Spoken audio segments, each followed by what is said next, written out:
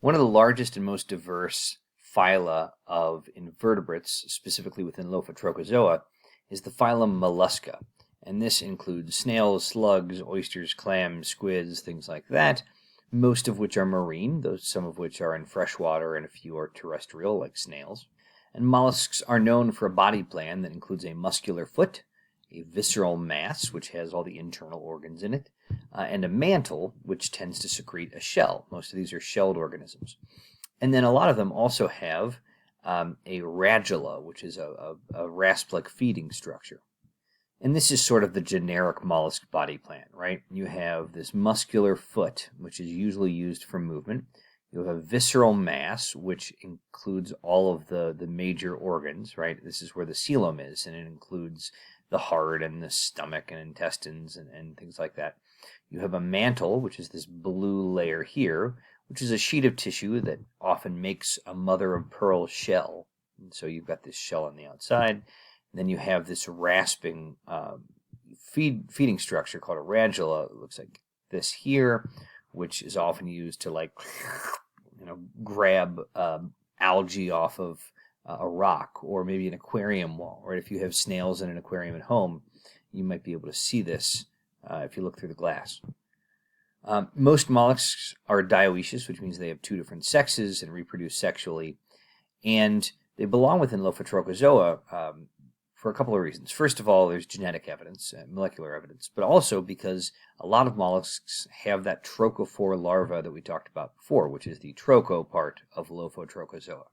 And there are four main classes of mollusks. Again, domain, Eukarya, kingdom, Animalia, phylum, Mollusca.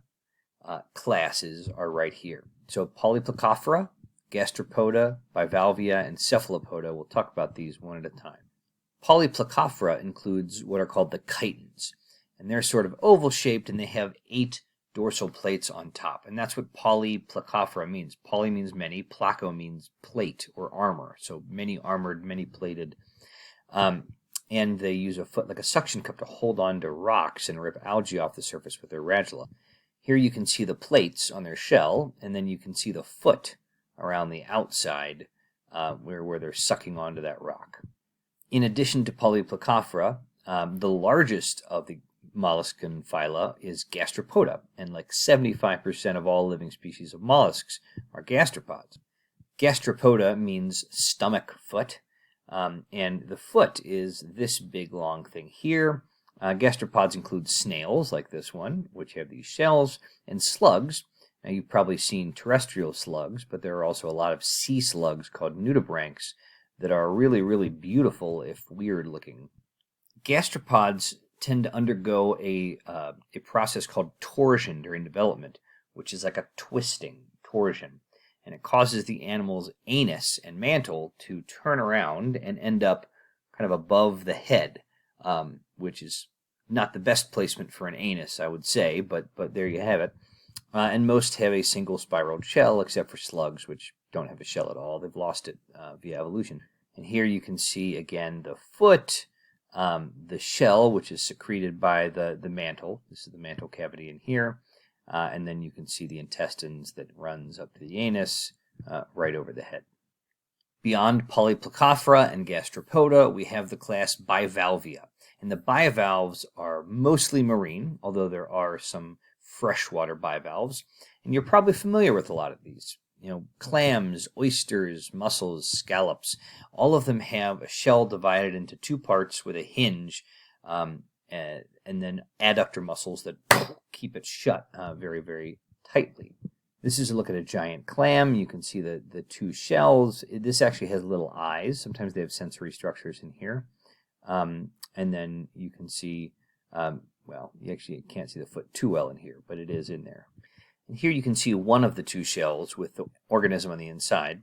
Up closer to the hinge, which is often called an umbo, this is the dorsal side. So the hinge is like on the back, the ventral side is down here, and then this would be sort of your anterior end and posterior end, where the mouth and anus are.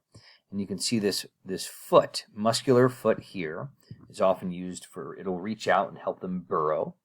You have the mantle right here with the cavity between the mantle layers. But the mantle secretes this shell out here. And the shell is made of mother of pearl, and if you put an irritant in here, like sand, sometimes they'll put mother of pearl around the sand to stop it from being so irritating. That happens in oysters, and that's where you get pearls. You also have the visceral mass up here, which has all of these organs. One organ that's not in the visceral mass, but is in this mantle cavity, is the gills, right? And these have a lot of surface area for gas exchange.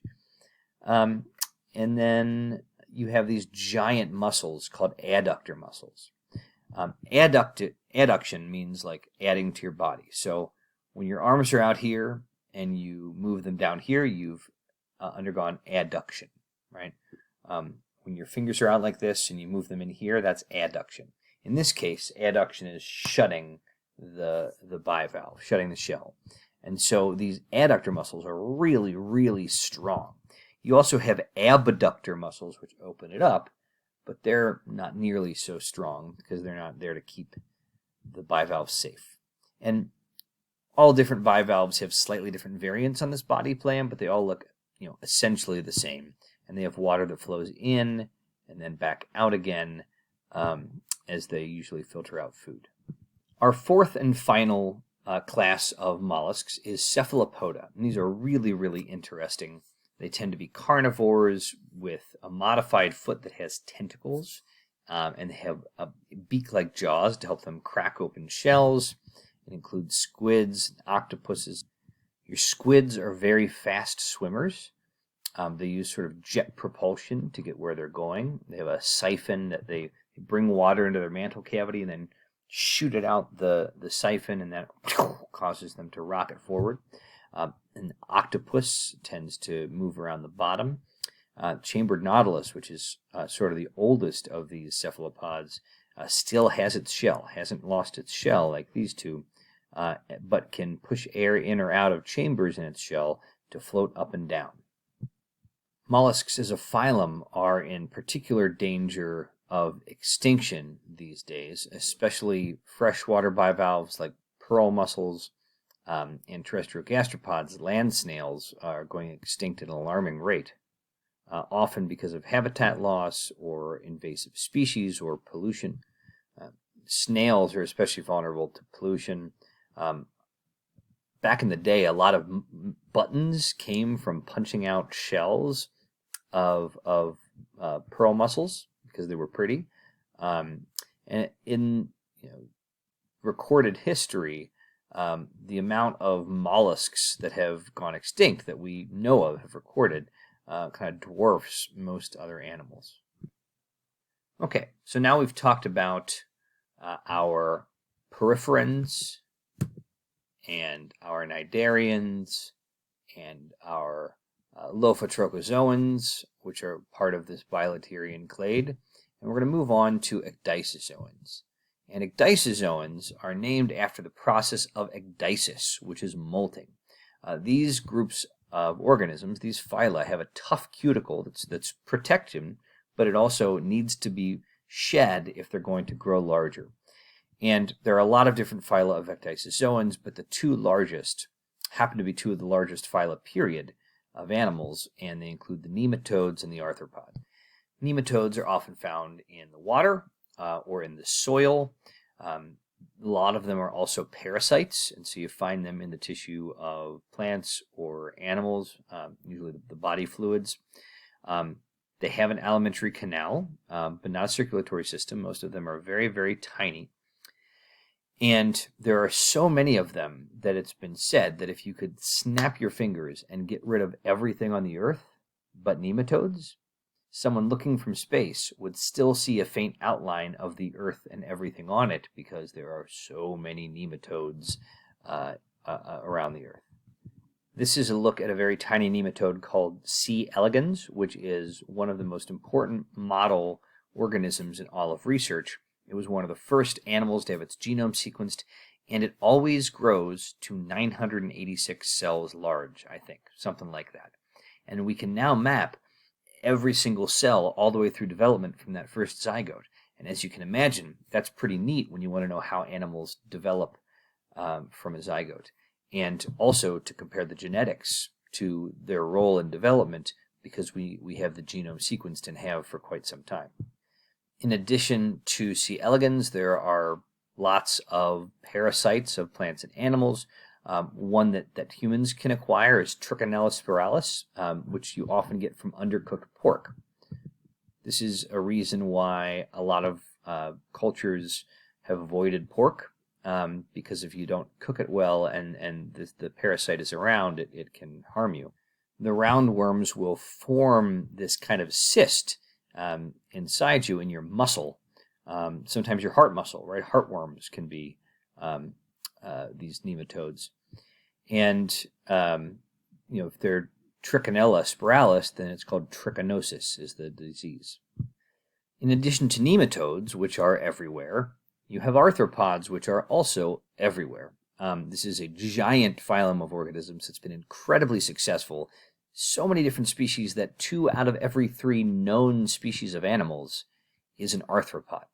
They are found pretty much everywhere on Earth. Arthropods are characterized by having a segmented body, kind of like annelids. That's why we used to think that they were closely related to annelids. But they have that hard exoskeleton made of chitin, which again is why we put them in Ecdysozoa now with nematodes.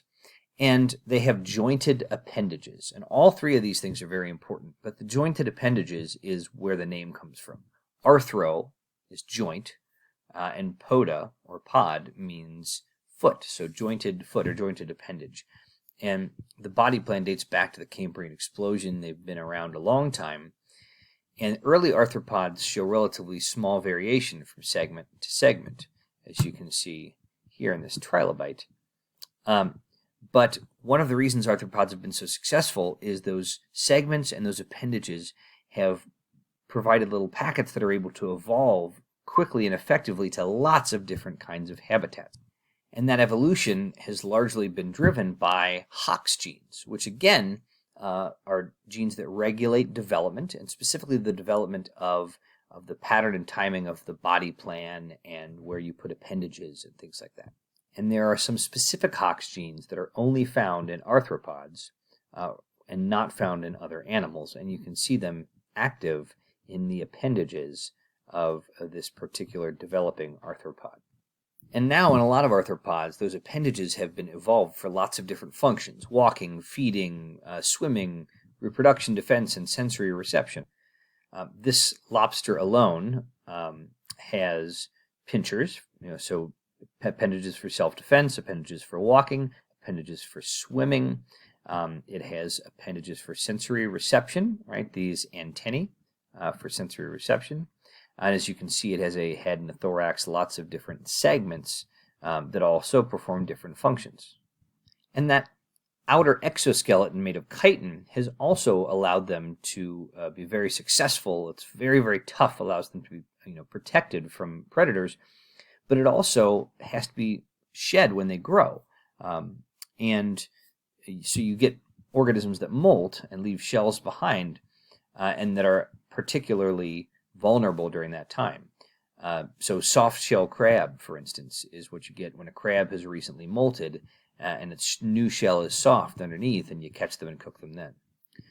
Arthropods have pretty good senses, and they also have an open circulatory system, which means instead of having different tissue fluid and blood like we have, it's all just one fluid, and they essentially have some blood vessels, but they're on top, and they have a heart to keep pumping, but they essentially pump everything back up and then just drip it over top of everything, and it drenches, and they pump it back up and across the respiratory surface, the lungs or trachea, and then dump it over everything. And they have the way that they do that gas exchange is different in a couple of different arthropods. Traditionally, there have been 4 subphyla of the phylum Arthropoda, so between phylum and class: chelicerates, myriapods, hexapods, and crustaceans. Now, hexapods, which are mostly insects, are thought to be included within a group called Pancrustacea, but we'll talk about each of these individually in the next video.